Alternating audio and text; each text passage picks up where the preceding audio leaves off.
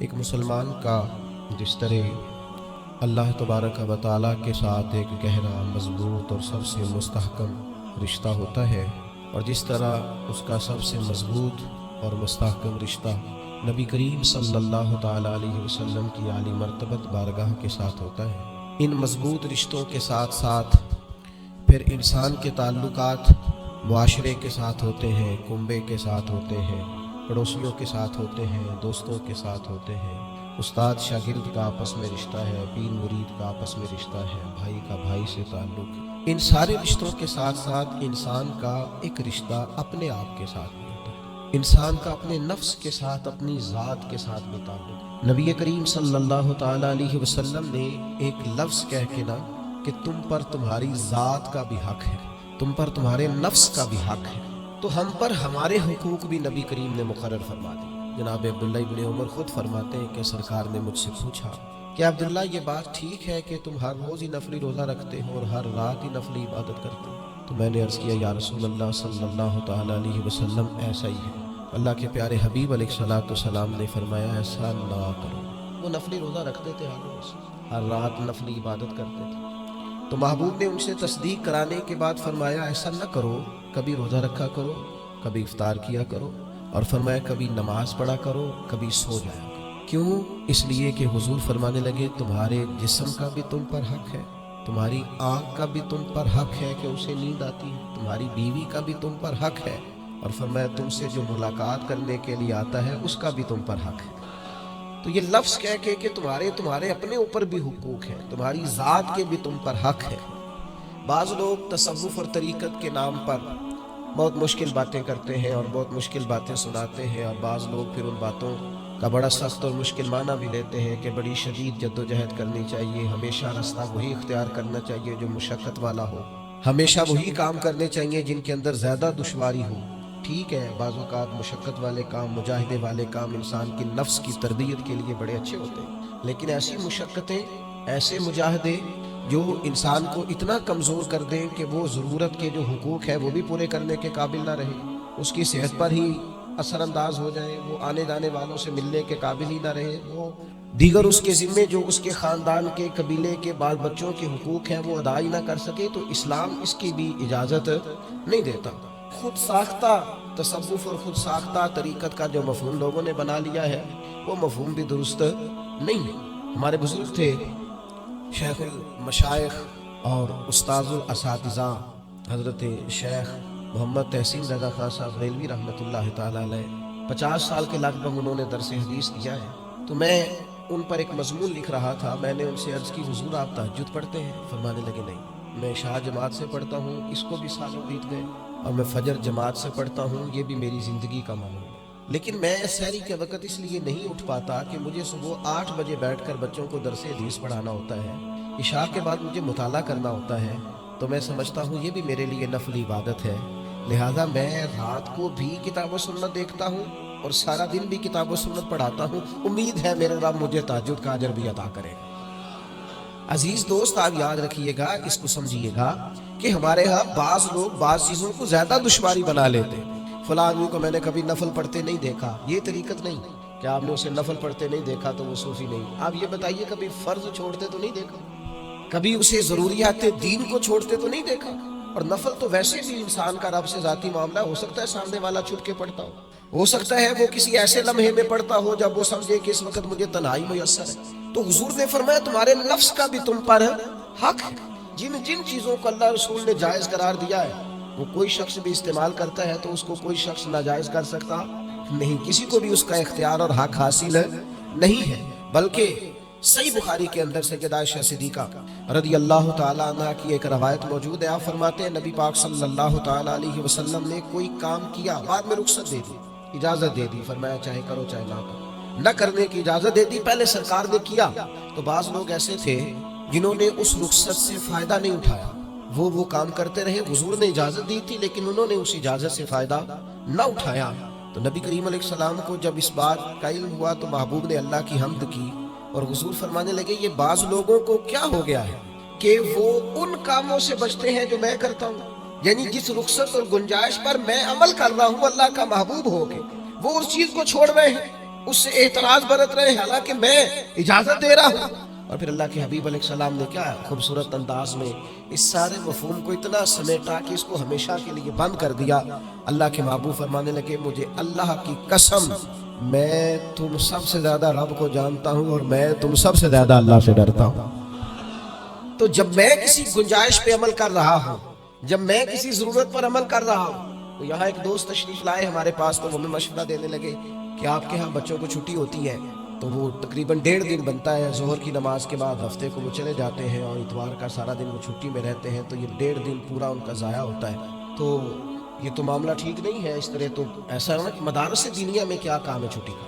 تو میں نے ان سے کہا ہو سکتا ہے مدرسے کے طالب علموں کو بھی نیند آتی ہو سکتا ہے ان کا بھی کبھی کسی گراؤنڈ میں جا کے کھیلنے کو جی چاہتا ہو سکتا ہے یہ بھی اسی طرح کے لوگ ہوں جس طرح کے عام بچے ہوتے ہیں، ہو سکتا ہے وہ ساری خواہشات ان کے اندر بھی پائی جاتی ہیں جو باقی لوگوں کے اندر پائی جاتی ہیں. آپ وہ پابندیاں کیوں لگاتے ہیں جو پابندی اللہ رسول نے نہیں لگائی؟ جس چیز کو شریعت نے بین نہیں کیا ہم کون ہوتے ہیں اس کو بین کر دے والے؟ جی ہاں، ایک بات ضرور ہے، ہم اپنے وجود کے مالک نہیں ہیں، اس کا مالک اللہ ہے. وہ خالق ہے، ہم مخلوق ہیں. وہ معبود ہے، ہم اس کے عابد ہیں. وہ ہمارا مالک ہے. ہمیں اپنے نفس کو، اپنے وجود کو اس کی فرما برداری میں رکھنا ہے. نفس کے حق کا یہ مطلب نہیں ہے کہ خواہش نفس میں اگر کوئی ناجائز چیز پیدا ہوتی ہے تو اس کی تکمیل کے لیے بھی ہم دوڑ پڑیں گے. اس کی شریعت کے اندر اجازت نہیں ہے. اجازت اس بات کی ہے کہ جن چیزوں کو شریعت نے جائز قرار دیا ہے، آپ اگر ان کا حصول چاہتے ہیں، آسانی چاہتے ہیں، تو آپ ضرور ان کو اختیار کریں، کوئی منع والی بات نہیں ہے. میں نے کہا بعض لوگ نا بعض چیزوں پر شدت کرتے ہیں. یعنی نبی کریم علیہ السلام کے صاحبزادہ گرامی حضرت ابراہیم علیہ السلام کا وصال ہو گیا تو نبی کریم کی آنکھوں میں آنسو آ گئے. تو ایک شخص نے حضور سے کہا یا رسول اللہ آپ بھی روتے، آپ تو صبر کا درس دیتے. تو نبی کریم نے فرمایا یہ جو آنسو نکل آئے ہیں نا یہ بیٹے کی محبت کی علامت. باقی فرمایا میرے دل اور زبان پر وہی ہے جس سے میرا رب راضی ہوتا ہے. میں اللہ سے کوئی شکوہ نہیں کر رہا، اس کی تقدیر پر راضی ہوں.